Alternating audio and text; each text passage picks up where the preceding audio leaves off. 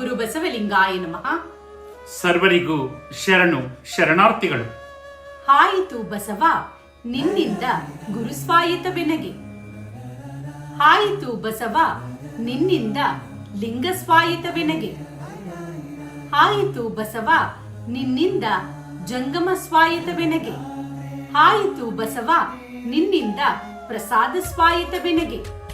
ಇಂತಿ ಚತುರ್ವಿಧ ಸ್ವಾಯತವನ್ನು ನೀನೇ ಮಾಡಿದೆಯಾಗಿ ನಮ್ಮ ಗುಹೇಶ್ವರ ಲಿಂಗಕ್ಕೆ ವಿಳಾಸವಾದೆಯಲ್ಲ ಸಂಗನ ಬಸವಣ್ಣ.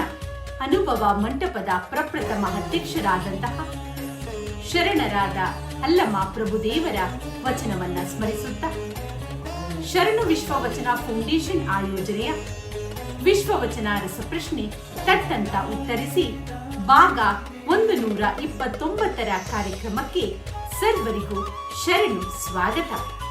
ಬನ್ನಿ ಪ್ರಶ್ನಾ ವಿಭಾಗಕ್ಕೆ ಹೋಗೋಣ.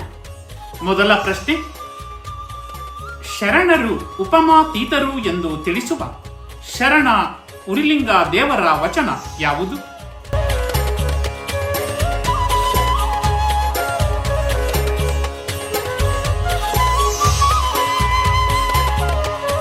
ಎರಡನೆಯ ಪ್ರಶ್ನೆ, ಸಾವು ಬಂದಾಗ ದೇವರ ಹಂಗೆ ಬೇಡ, ಅದನ್ನು ಮಹಾನವಮಿಯಂತೆ ಸ್ವೀಕರಿಸು ಎಂದು ಹೇಳಿದ ಶರಣ ಲದ್ದೆಯ ಸೋಮಯ್ಯನವರ ವಚನ ಯಾವುದು?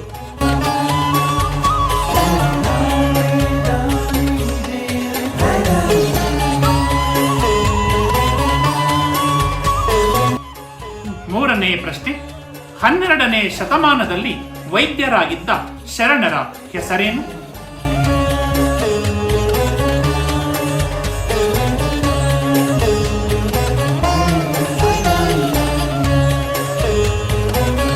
ನಾಲ್ಕನೆಯ ಪ್ರಶ್ನೆ, ಹಾಕುತ್ತಿವೆ ಉದಯ ಮಧ್ಯಾಹ್ನ ಅಸ್ತಮಾನ, ಹೋಗುತ್ತಿವೆ ದಿನ ವಾರ ಮಾಸ ಸಂವತ್ಸರವು, ಸಾಗುತ್ತಿದೆ ಆಯುಷ್ಯ ಭಾಷೆ, ಇವರೊಳು ಬೇಗದಿ ತಿಳಿದು ನೀಗಿ ನಿಷ್ಪತ್ತಿಯಾದರೆ ಬಸವಪ್ರಿಯ ಕೂಡಲ ಚೆನ್ನಬಸವಣ್ಣ.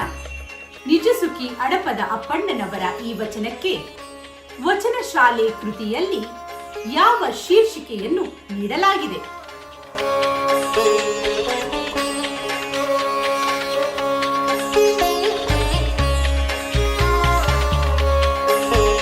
ಕೊನೆಯ ಹಾಗೂ 5ನೆಯ ಪ್ರಶ್ನೆ, ನಂಬಿದವರಿಂದಲೇ ದ್ರೋಹ ಉಂಟಾದಾಗ ನೆನಪಾಗುವ ಕರ್ನಾಟಕದ ಸಾಂಸ್ಕೃತಿಕ ನಾಯಕ ವಿಶ್ವಗುರು ಬಸವಣ್ಣನವರ ವಚನ ಯಾವುದು?